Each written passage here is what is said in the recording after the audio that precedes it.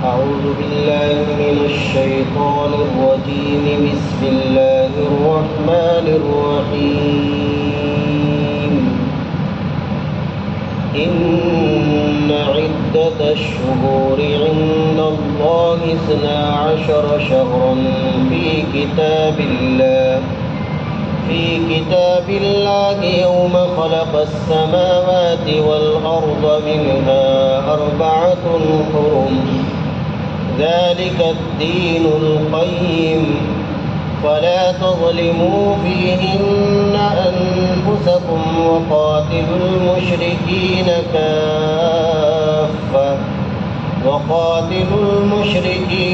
كافة كما يقاتلونكم كافة واعلموا أن الله مع المتقين.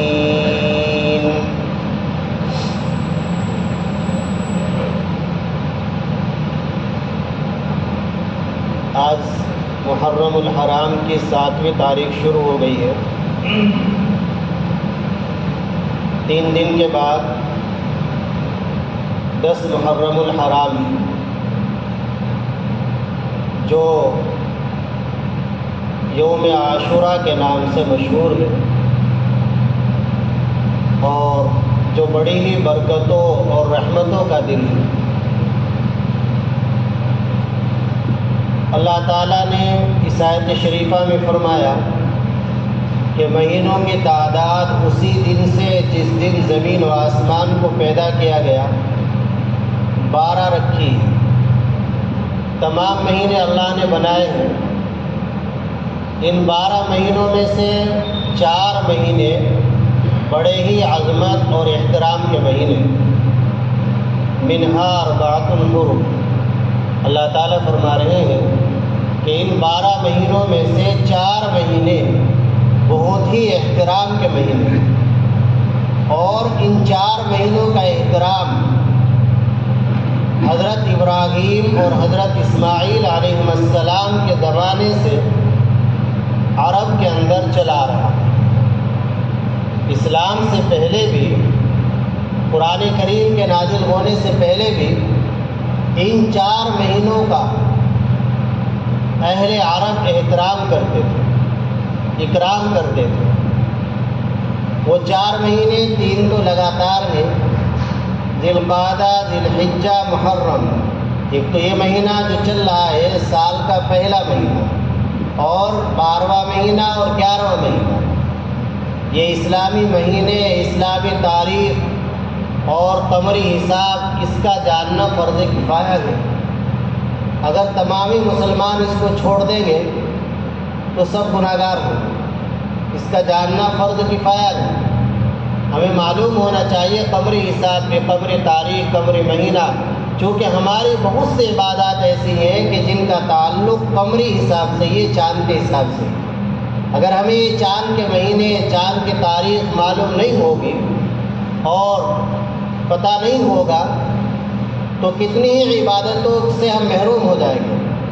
کتنی ہی رحمتوں برکتوں والے مہینوں اور دن سے ہم محروم رہ جائیں گے. وہ رحمتوں اور برکتوں والے دن آئیں گے، چلے جائیں گے اور ہمیں پتہ بھی نہیں چلے گا. تو اس لیے اس قمری حساب کو جاننا بھی ضروری ہے. آدمی کو چاہیے اپنے گھر کے اندر جو حساب کتاب رکھتا ہے، اپنے مصارف کا، آمد کا، خرچ کا، جو کچھ حساب گھر میں ہوتا ہے تو اس کو چاند کے حساب سے اگر لکھ لے کتنا اچھا ہے. دودھ کا حساب آپ لکھ رہے ہیں، چاند کے حساب سے لکھیں، چاند کے حساب، تاریخ کے حساب سے حساب کریں تو اس سے تاریخ بھی یاد رہے گی، مہینہ بھی یاد رہے گا. اور اپنے گھر کے اندر اپنے بچے دیکھ کر وہ اسلامی تاریخ، اسلامی مہینوں کو یاد کرنے والے بنیں گے. ان کو اسلامی مہینوں کی معلومات ہوگی، اسلامی تاریخ کی معلومات ہوگی.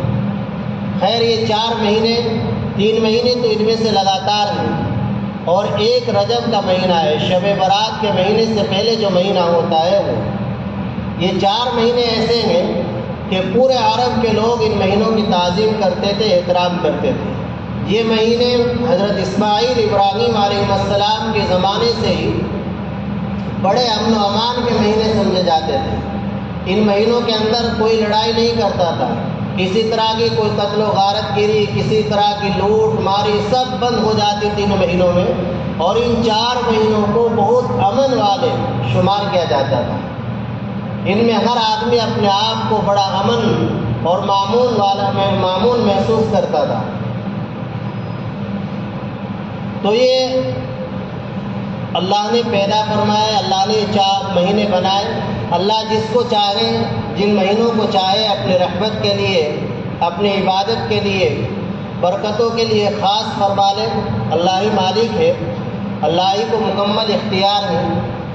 پھر ان مہینوں کے اندر بھی کچھ مخصوص دن ایسے آتے ہیں کہ جو خاص اللہ کی رحمتوں والے دن ہیں، اللہ کی برکتوں والے دن ہیں، مخصوص رحمتوں کا نزول ان دنوں کے اندر ہوتا ہے۔ تو انہی دنوں میں سے ایک دن یوم عاشوراء، 10 محرم کا دن، 10 محرم کا دن۔ تو یہ مہینہ پورا ہی رحمتوں والا، برکتوں والا ہے، 4 کے 4 مہینے۔ لیکن افسوس کی بات یہ ہے کہ یہ مہینے جتنی رحمتوں اور برکتوں والے ہیں تو اتنی ہی لوگ ان مہینوں کے اندر خرافات کرتے ہیں، ایسے کام کرتے ہیں کہ جن کا دین سے، شریعت سے کوئی تعلق نہیں ہے۔ اللہ تعالیٰ کو معلوم تھا کہ میرے بندے ان مہینوں کے اندر غلو کریں گے، شریعت کی خلاف ورزیاں کریں گے، اس لیے فرمایا فَلَا تَظْلِمُوا فِيهِنَّ أَنفُسَكُمْ۔ یہ 4 مہینے عظمت والے ہیں، احترام والے ہیں۔ ان مہینوں کے اندر شریعت کے خلاف کام کر کے اپنی جانوں پر ظلم نہ کرنا، بلکہ ان 4 مہینوں میں وہ کام کرنا جو شریعت کے مطابق ہو، سنت کے مطابق ہو، قرآن و حدیث سے جس کا حکم ملتا ہو وہی کام کرنا۔ کوئی ایسا کام کہ جس کا قرآن و حدیث سے کوئی تعلق نہیں، شریعت سے کوئی تعلق نہیں، من گھڑت چیزیں ہیں، تو ایسے کام مت کرنا۔ ان مہینوں کے اندر بہت سے ایسی خرافات کی جاتی ہے کہ جن کا شریعت سے کوئی تعلق نہیں۔ ایک بات تو یہ سمجھنی چاہیے سب سے پہلے کہ 10 محرم الحرام کی جو فضیلت ہے، تو کیا وہ فضیلت اس وجہ سے ہے کہ اس دن میں نواسۂ رسول حضرت حسین رضی اللہ تعالی عنہ کی شہادت کا واقعہ پیش آیا، اس وجہ سے اس دن کی فضیلت ہے؟ اس کا جواب صاف لفظوں میں یہ ہے کہ 10 محرم کی فضیلت وہ حضرت حسین رضی اللہ تعالی عنہ کی شہادت کی وجہ سے نہیں ہے، بلکہ اس دن کی فضیلت، اس دن کا ثواب تو حضرت حسین رضی اللہ تعالی عنہ کی شہادت سے بہت پہلے چلا رہا ہے۔ 10 محرم کا روزہ شروع اسلام میں فرض تھا، جب رمضان کے روزے فرض نہیں کیے گئے تھے تو اس وقت 10 محرم کا ایک روزہ فرض تھا۔ پھر جب 10 محرم رمضان کے روزے فرض ہو گئے تو اس 10 محرم کے روزے کی فرضیت تو ختم ہو گئی، لیکن سنیت، استحباب باقی رہا، سنت اب بھی ہے۔ اور اللہ کے نبی صلی اللہ علیہ وسلم نے اس روزے کی فضیلت کے بارے میں ارشاد فرمایا، احتسب علی اللہ ان یکفر السنۃ التی قبل، مجھے اپنے اللہ سے امید ہے کہ جو اس روزے کو رکھے گا، 10 محرم کا روزہ، اللہ تعالیٰ اس کے پچھلے 1 سال کے گناہ معاف فرما دے گا۔ احتسب علی اللہ ان یکفر السنۃ التی قبل، اللہ سے امید ہے کہ اللہ اس روزہ رکھنے والے کے 1 سال کے گناہ معاف فرما دے۔ تو اس کی فضیلت تو اللہ کے نبی صلی اللہ علیہ وسلم کے زمانے سے، اور حضرت حسین رضی اللہ تعالیٰ عنہ کی شہادت کا جو واقعہ پیش آیا وہ سن 61 ہجری میں پیش آیا۔ 10 محرم الحرام سن 61 ہجری، عیسوی تاریخ بھی اکتوبر کا مہینہ تھا، 9 یا 10 اکتوبر، اور 680 عیسوی سن نبی پاک صلی اللہ علیہ وسلم کی وفات سے 50 سال، تقریباً 50 سال بعد حضرت حسین رضی اللہ تعالیٰ عنہ کی شہادت کا واقعہ پیش آیا۔ تو اس دن کی فضیلت آپ علیہ الصلوۃ والسلام کے زمانے میں تھی۔ حضرت حسین رضی اللہ تعالیٰ عنہ کی شہادت سے اس دن کی فضیلت کا کوئی تعلق نہیں، بلکہ اس دن میں حضرت حسین رضی اللہ تعالیٰ عنہ کی شہادت کا واقعہ پیش آیا اور حضرت حسین رضی اللہ تعالیٰ عنہ اس دن شہید ہوئے تو ان کی شہادت کی فضیلت میں مزید اضافہ ہوا، وہ فضیلت بڑھ گئی۔ حضرت حسین رضی اللہ، تو یہ بات حضرت حسین رضی اللہ تعالیٰ عنہ کی عظمت محبت ہمارے دل کے اندر بہت زیادہ ہونی چاہیے، بہت زیادہ، جتنی بھی زیادہ سے زیادہ ہو اتنی محبت ہونی چاہیے، اتنی عظمت ہمارے دل میں ہونی چاہیے، لیکن اس دن کی فضیلت کا ان کی شہادت سے کوئی تعلق نہیں۔ اور عظمت محبت حضرت حسین رضی اللہ تعالیٰ عنہ سے اس لیے ہونی چاہیے کہ چونکہ حضرت حسین رضی اللہ تعالیٰ عنہ سے اللہ کے نبی صلی اللہ علیہ وسلم کو بڑی محبت تھی، آپ کا جسم مبارک نبی پاک صلی اللہ علیہ وسلم کے مشابہ تھا۔ حضرت حسین رضی اللہ تعالیٰ عنہ حضرت علی رضی اللہ تعالیٰ عنہ کے صاحبزادے ہیں، حضرت فاطمہ کے بیٹے ہیں، نبی پاک صلی اللہ علیہ وسلم کے نواسے ہیں۔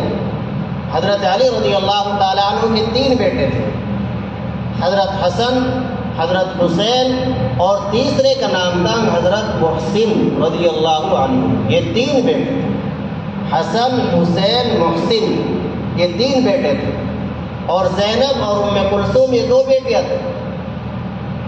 حضرت حسین رضی اللہ تعالیٰ عنہ کی پیدائش بعض حضرات فرماتے ہیں سن 3 ہجری میں ہوئی اور بعض فرماتے ہیں 4 ہجری میں۔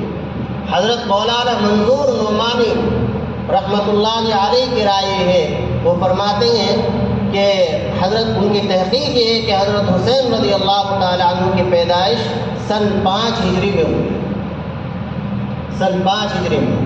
تو نبی پاک صلی اللہ علیہ وسلم کی وصال اور آپ کے وفات کے وقت حضرت حسین رضی اللہ تعالیٰ عنہ کی عمر 5-6 سال۔ حضرت حسین رضی اللہ تعالیٰ عنہ کی پیدائش کے موقع پر نبی پاک صلی اللہ علیہ وسلم کی چچی حضرت ام فضل نے خواب دیکھا۔ حضرت عباس رضی اللہ تعالیٰ عنہ کی بیوی ہیں حضرت ام فضل رضی اللہ تعالیٰ عنہ۔ حضرت عباس نبی پاک صلی اللہ علیہ وسلم کے چچا گئے تو ام فضل آپ کی چچی ہوئی۔ یہ ایک مرتبہ نبی پاک صلی اللہ علیہ وسلم کے پاس تشریف لائی اور عرض کیا کہ اللہ کے نبی صلی اللہ علیہ وسلم میں نے عجیب و غریب خواب دیکھا ہے۔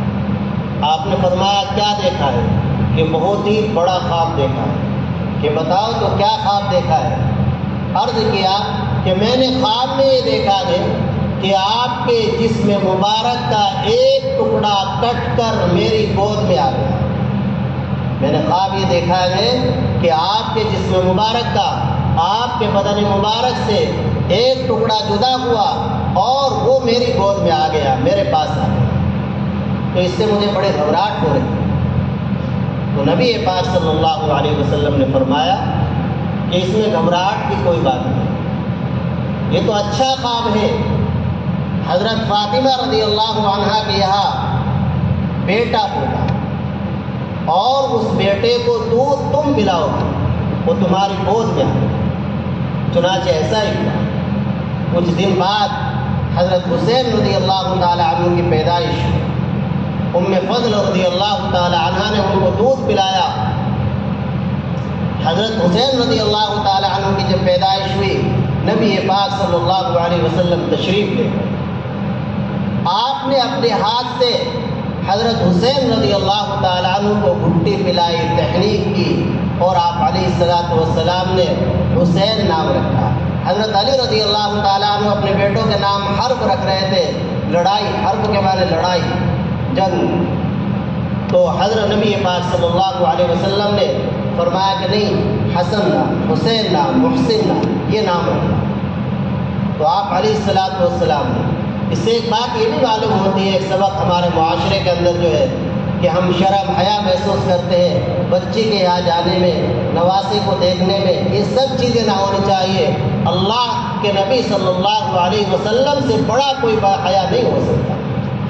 جو چیزیں شرم حیا کرنے کی ان میں تو شرم حیا نہیں کرتے، اور جن میں شرم حیا نہیں کرنی چاہیے، سنت نبوی کو زندہ کرنا چاہیے، نبی کی زندگی کو دیکھو تو اس کا کتنا اچھا اثر پڑے گا۔ بیٹی بھی خوش ہوگی، داماد بھی خوش ہوگا، سب خوش ہوں گے۔ جو علماء ہیں، اہل اللہ نے، وہ کرتے ہیں ایسا۔ تو سنتیں ہماری زندگی کے اندر آنی چاہیے۔ آپ علیہ الصلوۃ والسلام تشریف لے گئے، بے شمار حدیثیں ہیں کہ جن سے معلوم ہوتا ہے کہ اللہ کے نبی صلی اللہ علیہ وسلم کو حضرت حسین رضی اللہ تعالیٰ عنہ سے بڑے محبت تھی۔ آپ نے فرمایا سید شباب اہل الجنہ، یہ اہل جنت کے جوانوں کے، جنتیوں کے، جنتی میں جو جوان ہوں گے ان کے سردار ہیں حضرت حسین رضی اللہ تعالیٰ۔ حسن والحسین، الحسن والحسین سیدہ شباب اہل الجنہ، دونوں بھائیوں کے بارے میں فرمایا، اہل جنت کے جوانوں کے سردار۔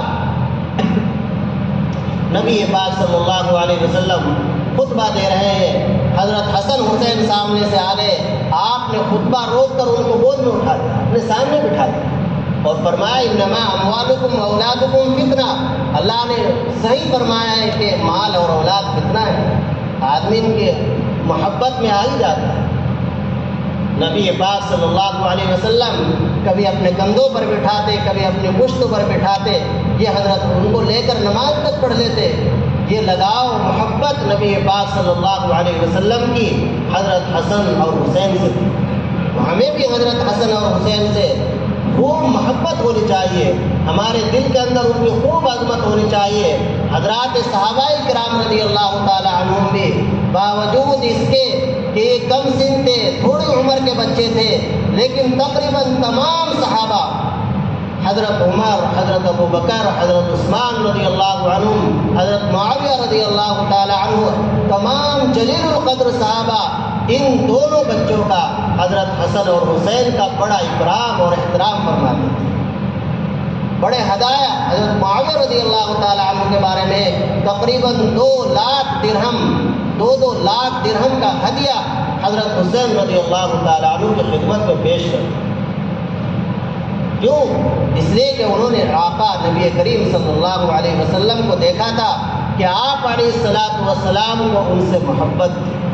تو ہمارے دل کے اندر بھی حضرت حسن اور حسین کی بڑی عظمت، محبت ہونی چاہیے، لیکن کام وہ کرنا ہے جس کی اللہ کے نبی صلی اللہ علیہ وسلم نے تعلیم دی ہے، ہدایت دی ہے۔ وہ کام نہیں کرنا کہ جو اللہ کے رسول کی مرضی کے خلاف ہے، حدیث کے خلاف ہے۔ تو بہرحال ایک بات یہ تو صاف ہو گئی کہ اس دن کی جو عظمت ہے، فضیلت ہے، وہ اس وجہ سے نہیں کہ حضرت حسین رضی اللہ تعالیٰ عنہ کی شہادت کا دردناک واقعہ اس دن میں پیش آیا، بلکہ اس وجہ سے ہے، بلکہ یہ دن پہلے سے ہی محترم اور مکرم چلا رہا ہے۔ اس دن اللہ کو اختیار ہے، اللہ جس دن کو چاہے اپنے رحمتوں کے لیے خاص فرما دے۔ اس دن کو یوم عاشورہ کہنے کی بعض حضرات نے یہ وجہ بیان کی ہے۔ حضرت شیخ زکریہ رحمۃ اللہ علیہ نے موطا امام مالک کی ایک شرح لکھی ہے، اوجز المسالک عربی زبان میں، تو اس میں حضرت نے ذکر فرمایا ہے کہ بعض حضرات کی رائے یہ ہے کہ اس دن کو یوم عاشورہ اس لیے کہتے ہیں کہ اللہ تعالیٰ نے اس دن میں، عاشورہ کے معنی 10، اللہ تعالیٰ نے اس دن میں 10 انبیاء کرام علیہ السلام پر بڑے بڑے انعام فرمائے۔ حضرت آدم علیہ السلام کی توبہ اللہ نے اس دن میں قبول فرمائی۔ حضرت نوح علیہ السلام کی کشتی جو جودی پہاڑ پر جا کر ٹھہری، تو وہ دن بھی یوم عاشورہ تھا، عاشورہ کے دن طوفان سے نجات ملی۔ علماء نے لکھا ہے کہ اس کشتی کے اندر جتنے انسان تھے انہوں نے تو روزہ رکھا ہی، اس کشتی میں جو جانور تھے انہوں نے بھی اس دن کا روزہ رکھا۔ یوم عاشورہ بڑی فضیلت کا دن۔ ایسے ہی حضرت موسیٰ علیہ السلام کا پیچھا کر رہا ہے فرعون۔ حضرت موسیٰ علیہ السلام کو اللہ کا حکم ہوا کہ دریا میں آپ عصا مارو، اور اس میں راستے بن گئے. حضرت موسیٰ علیہ السلام پار ہو گئے اور فرعون کا لشکر جب دریا کے اندر پہنچ گیا اللہ نے دریا کو ملنے کا حکم دے دیا. تو حضرت موسیٰ علیہ السلام اور ان کے قوم کو اللہ نے ظالم فرعون سے نجات دی. وہ بھی یوم عاشوراء کا، وہ بھی یوم عاشوراء کا دن اللہ نے حضرت عیسیٰ علیہ السلام پر بھی. چنانچہ یہودی بھی اس دن کی خوشی میں روزہ رکھتے ہیں کہ حضرت موسیٰ علیہ السلام کو اللہ نے فرعون سے نجات دی تھی. حضرت عیسیٰ علیہ السلام کی پیدائش اسی دن ہوئی. حضرت عیسیٰ علیہ السلام کو آسمان پر اسی دن اٹھایا گیا. حضرت داؤد علیہ السلام کی توبہ بھی اسی دن قبول ہوئی. حضرت یعقوب علیہ السلام نابینا ہو گئے تھے، اللہ نے ان کی بینائی واپس کی، وہ بھی یوم عاشوراء تھا، 10 محرم ہی کا دن. حضرت یوسف علیہ السلام کو کنویں سے نجات ملی، وہ بھی یوم عاشوراء تھا. حضرت ادریس علیہ السلام کو آسمانوں پر اٹھایا گیا، وہ بھی یوم عاشوراء کے 10 محرم کے دن. نبی پاک صلی اللہ علیہ وسلم کو اللہ کی طرف سے ایک اعزاز ملا، غفر لک ما تقدم من ذنبی وما تأخر، آپ کے اگلے پچھلے سب گناہ معاف ہو گئے. یہ اعزاز بھی آپ کو 10 محرم کو. تو معلوم ہوا کہ 10 محرم کا جو دن ہے یہ بڑی ہی برکتوں والا دن ہے، بڑی ہی رحمتوں والا دن ہے. لہذا اگر آدمی اس دن کو ضائع کر دے تب بھی بڑے افسوس کی بات ہے. اور اس سے بڑا افسوس یہ ہے کہ اس دن میں آدمی شریعت کے خلاف کام کرے. ہونا تو یہ چاہیے کہ اس دن کی ایک ایک سیکنڈ کو آدمی حصول کرے اور ایک ایک سیکنڈ، ایک ایک لمحہ اللہ کی مرضیات میں لگا، وہ کام کرے کہ جن کا قرآن و حدیث سے حکم ہے، قرآن و حدیث سے جن کا ثبوت ہے. ان تمام کاموں سے بچے کہ جن کی ممانعت آئی ہے، جو رسومات کے، جو خرافات کے، جو بدعات کے، جن کا شریعت سے کوئی دور کا تعلق نہیں ہے. اب وہ چیزیں کیا ہیں جن کا اس دن کے اندر حکم آیا ہے؟ 2 چیزیں ہیں، حدیث شریف سے 2 چیزیں معلوم ہیں. پہلی چیز ہے اس دن میں جو کرنے کے کام ہیں، پہلا کام ہے روزہ رکھنا. حدیث شریف ابھی سنائی ہے، اللہ کے نبی صلی اللہ علیہ وسلم نے فرمایا احتسب علی اللہ ان یکفر السنۃ التي قبلہ، جو آدمی 10 محرم کا روزہ رکھے گا مجھے اللہ کی ذات سے امید ہے کہ اللہ تعالیٰ اس کے 1 سال کے پچھلے گناہ معاف فرما دے.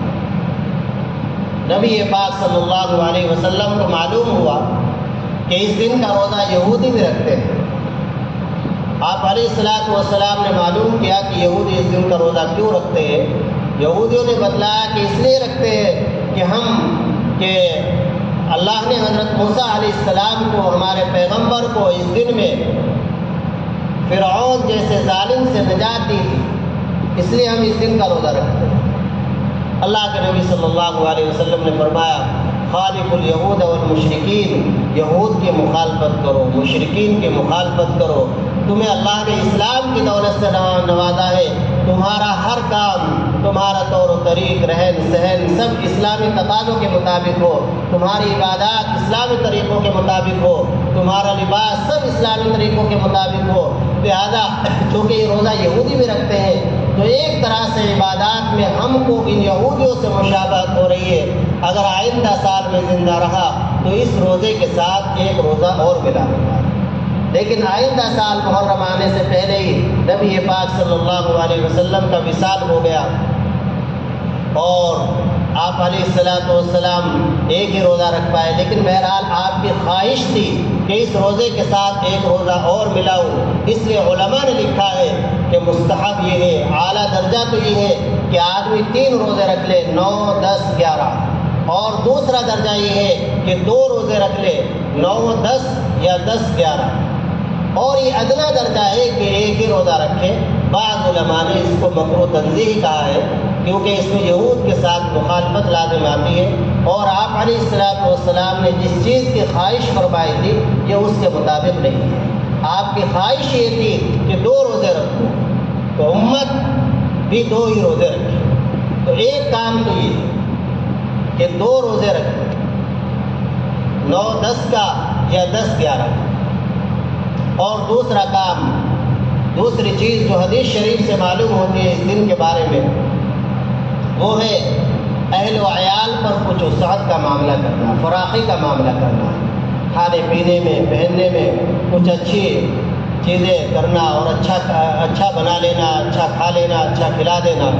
ایک حدیث شریف میں ہے من وسع على عياله في يوم عاشوراء وسع الله عليه سائر سنته، او كما قال عليه الصلاۃ والسلام، کہ جو آدمی عاشوراء کے دن 10 محرم کو اپنے اہل و عیال پر، بیوی بچوں پر، ماتحتوں پر وسعت کا معاملہ کرے گا، فراخی کا معاملہ کرے گا اور دنوں کے مقابلے میں اچھا کھانا کھلائے گا، تو اللہ تعالیٰ پورے سال اس کے ساتھ وسعت کا معاملہ فرمائے گا، پورے سال وسعت کا معاملہ فرمائیں گے، پورے سال فراخی کا معاملہ فرمائیں گے۔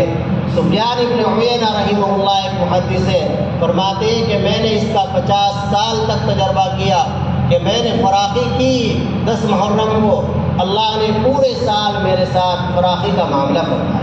تو دوسرا کام کرنے کا یہ ہے کہ آپ گھر کے اندر اچھا کھانا بنا دیں، خود بھی کھائیں، بچوں کو بھی کھلا دیں، پڑوسیوں کو بھی کھلا دیں، ضرورت مندوں کو بھی کھلا دیں۔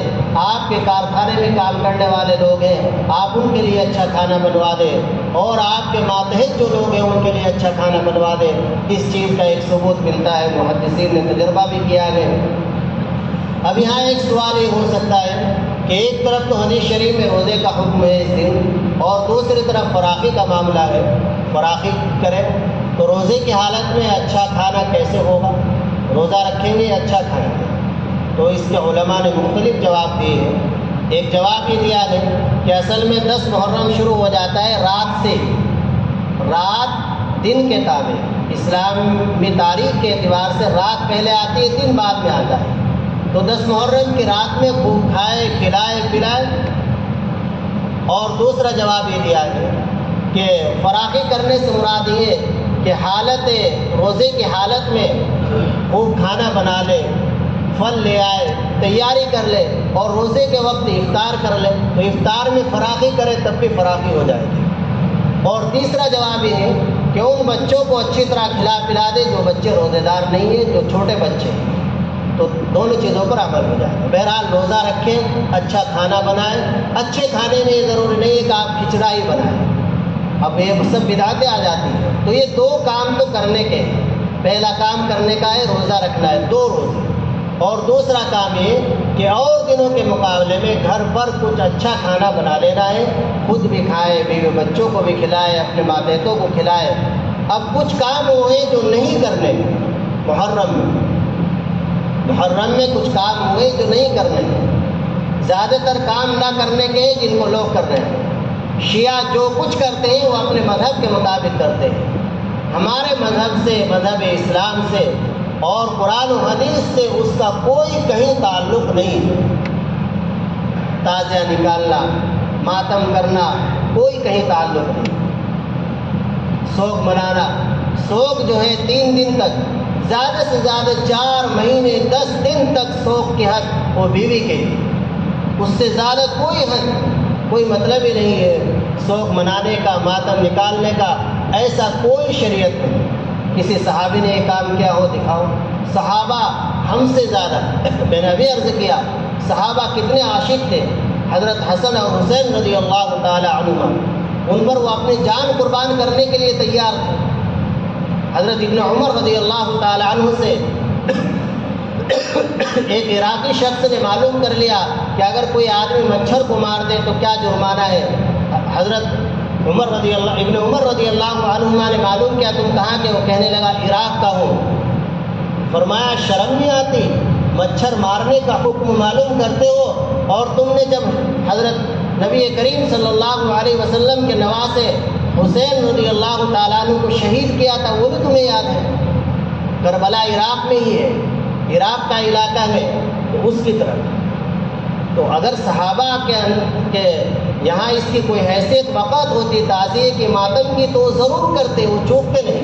کسی تابعی نے نہیں کیا، طبع تابعی نے نہیں کیا، یہ سب بات کی گھڑی ہوئی ایجاد ہے، رسومات ہے، خرافات ہے، لہذا اس کو کرتے تو نہیں ہیں مسلمان، لیکن غلطی یہ کرتے ہیں کہ گناہ کے کام کو دیکھتے ہیں۔ جس طرح گناہ کے کام کو کرنا گناہ ہے، گناہ کو دیکھنا بھی گناہ ہے، گناہ کو دیکھنا بھی گناہ ہے۔ من تشبہ بقوم فہو منہم، جو کسی قوم کی مشابہت اختیار کرے گا اس کا شمار انہی میں سے ہوگا۔ اور ایسے ایک روایت میں فرمایا کہ جو کسی قوم کی رونق کا سبب بنے گا اس کا حشر بھی انہی کے ساتھ ہوگا۔ جیسے ان پر گناہ ہوگا تو ان دیکھنے والوں پر بھی اور اس جماعت کی رونق کا سبب بننے والوں پر بھی گناہ ہوگا۔ اگر آج یہ مسلمان تعزیہ دیکھنا بند کر دے، پختہ عہد کر لے، کوئی بھی سڑک پر کھڑا نہ ہو، 1 سال چلے گا، 2 سال چلے گا، 3 سال چلے گا، زیادہ سے زیادہ 5 سال تعزیہ نکالیں گے، اگر کوئی مسلمان نہ دیکھے 5 سال کے بعد یہ سب سلسلے بند ہو جائیں گے، پکا کر کے دیکھ لیں۔ تو آپ ابھی سے اپنے بچوں کا ذہن بنائیں، انہیں سمجھائیں کہ یہ دیکھنا گناہ ہے، وہاں نہیں جانا ہے۔ اپنی چھتوں پر عورتوں کو نہ کھڑے ہونے دیں کہ ان کو دیکھے ہو، ورنہ آپ گناہ میں بلا وجہ شریک ہو رہے ہیں۔ وہ دیکھ رہی ہے، لا تعاونوا علی الاسم والعدوان، گزشتہ ہفتے آیت شریفہ میں اللہ کا حکم آیا تھا کہ گناہ کے کام میں اور ظلم میں ایک دوسرے کی مدد نہ کرو، اچھے کاموں میں، نیکی میں ایک دوسرے کی مدد کرو۔ تو ایک کام میں کہ تعزیہ نہیں دیکھنا ہے اور سبیلیں نہیں لگانی، کھچڑا نہیں بنانا۔ کھچڑا بنانے سے محرم کا ثواب ہوتا ہے، اس طرح کے عقیدے رکھے جاتے ہیں، اور چیزیں بنانے کی بہت وہ بنا لیں۔ حضرت حسین رضی اللہ تعالیٰ عنہ کے لیے آپ اس دن کیا کر سکتے ہیں؟ آپ ان کی طرف سے صدقہ دے دیں، 5000 کی 10,000 کی مدرسے میں رسید کٹائیں، کسی غریب کو دے دیں۔ آپ ان کے لیے قرآن کریم پڑھ کر ایصال ثواب کریں، آپ ان کے لیے 10 رکعت نفل پڑھ کر ثواب پہنچائیں۔ یہ ہے کام کرنے کا حضرت حسین رضی اللہ تعالیٰ عنہ۔ باقی اور جو کام ہے اس طرح کے وہ سب خرافات کے، شریعت سے ان کا کوئی تعلق نہیں، ان سے بچنا ہے، اور اللہ سے اس دن کے اندر خوب رو رو کر دعائیں کرنی ہے پوری امت کے لیے۔ یا اللہ، یہ بڑی اکرام کا دن ہے، بڑی رحمتوں والا دن ہے، بڑی برکتوں والا دن ہے، تو نے اپنے پیغمبروں کو اس دن کے اندر بڑی بڑی مصیبتوں سے نجات عطا فرمائی، اور آپ نے اپنے نبیوں کی توبہ اس دن میں قبول فرمائی۔ یا اللہ، ہم بھی تیرے بندے ہیں، امت اس وقت بھی یا اللہ بڑی پریشان ہے، پوری امت کے لیے دعا کرے۔ اللہ پوری امت پر توجہ فرما دے، پوری امت پر رحم اور کرم فرما دے، اور پوری امت کی اللہ توبہ قبول فرما دے، پوری امت کو معاف فرما دے۔ اپنی ضروریات ہیں، اپنی پریشانی ہے، وہ سب اللہ کے سامنے رکھے، رو رو کر اللہ سے دعا مانگے۔ اللہ تعالی ہم سب کو اس دن کی برکتوں سے، رحمتوں سے مالا مال فرمائے، اور خرافات سے، شریعت کی خلاف ورزی سے اللہ ہماری پوری امت کی مکمل حفاظت فرمائے۔